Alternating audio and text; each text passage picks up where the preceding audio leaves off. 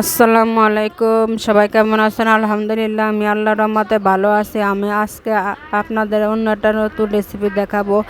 আজকে আমি সিদ্ধ চাল দিয়ে চিতই পিঠা তৈরি করে দেখাবো। আমরা যে ভাত খাই সেই ভাতের চাল দিয়ে যেগুলো দেখা যায় আতপ চালের মতো, আসলে তা না। আজকে চালগুলো হয়েছে সিদ্ধ চাল, কারণ সিদ্ধ চালের একটা ভিন্ন আলাদা জিনিস দেখবেন আপনাদেরকে বোঝানোর জন্য। সিদ্ধ চালের চিতই পিঠা বানালে পিঠাটা একটু লালটা লালটা হয়ে যায়, আর শুধু আতপ চালের পিঠাটা বানাইলে শুধু সাদা সাদা দেখায়। এই জায়গায় আপনারা ভিন্নতা বা পার্থক্য বুঝতে পারবেন। আমার এইগুলা আতপ চাল না, এগুলা ছিল ভাতের চাল, মানে যেটা আমরা ভাত রান্না করে খাই চিকন চাল, সেটা ভিজে রাখাতে সাদা সাদা হয়ে গেছে। এখন এগুলা আমি ব্লেন্ডার করে নিছি। এইভাবে আপনারা সিদ্ধ চাল দিয়ে চিতই পিঠা করে খেতে পারেন, বাসায় ঝটপট তৈরি করে নিতে পারেন। আমি আবারও বলছি, সিদ্ধ চালের পিঠাটা হয়েছে লাল লাল, আর আতপ চালের পিঠাটা হয়েছে সাদা সাদা।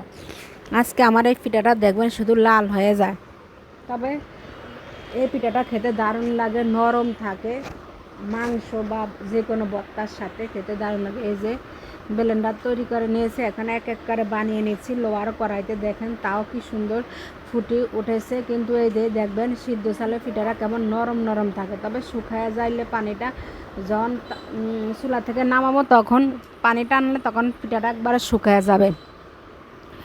এই দেখে সিদ্ধ চালের পিঠাটা কেমন দেখতে, একদম কিন্তু সাদা না, লালটা ডালটা আমি আপনাদের দেখাচ্ছি কেমন একটু নরম নরম সিদ্ধ চালের পিঠাটা। এই জায়গায় আপনারা তফাৎ ধরতে পারবেন, আর আতপ চালের পিঠাটা শক্ত থাকে।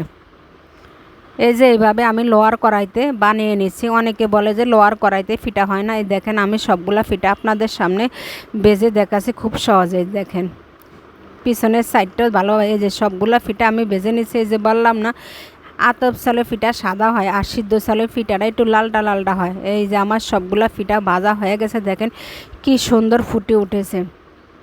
আমি আপনাদেরকে ভালোভাবে দেখাচ্ছি। আপনারা এইভাবে ভাতের চাল দিয়ে চিতই পিঠা বানিয়ে খেতে পারেন। এই পিঠাটা ভিজালেও অনেক সুন্দর হয় এবং তুপতুপা হয়। দেখেন কার পিছনে কালারটা আমি বারবার আপনাদেরকে দেখাচ্ছি। দেখেন প্রথম যখন নামাবেন তখন মনে হয় যে একবার নরম পানি পানি, তারপরে এই যে পানিটা মানে ঠান্ডা করলে এই যে এরকম হয়ে যাবে। সিদ্ধ চালের পিঠাটা আপনারা এইভাবে ধরতে পারবেন, লাল লাল হয়ে যায়, তবে খেতে ভালোই লাগে। পিঠাটা নরম থাকে অনেকক্ষণ সময়, প্রায় 2 দিনের মতো নরম থাকে। পিঠাটা আপনারা বাসায় রেখে খেতে পারেন। দেখেন পিঠাগুলোর কালারটা মাশাআল্লাহ অনেক সুন্দর হয়েছে। আজকে আমরা খাবো মাংস দিয়ে। এই যে গরম গরম মাংস দিয়ে চিতই পিঠা খাবো। সবাই খাওয়ার জন্য রেডি হয়ে গেছে। খুব সহজে আপনারা বাসা এভাবে ভাতের চাল দিয়ে চিতই পিঠা তৈরি করে খেতে পারেন, কারণ শহর অঞ্চলে সবার বাসায় আতপ চাল থাকে না, গ্রাম অঞ্চলে থাকে। তারা যদি চিতই পিঠা পছন্দ করেন, এইভাবে ভাতের চাল ভিজে রেখে ব্লেন্ডার করে তারপর চিতই পিঠা বানিয়ে খেতে পারেন।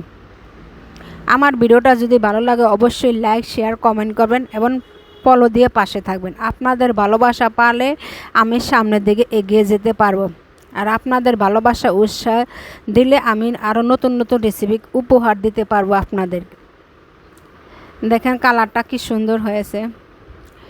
এইভাবে আপনারা খেয়েবেন। সবাই ভালো থাকবেন, সুস্থ থাকবেন। আল্লাহ হাফেজ।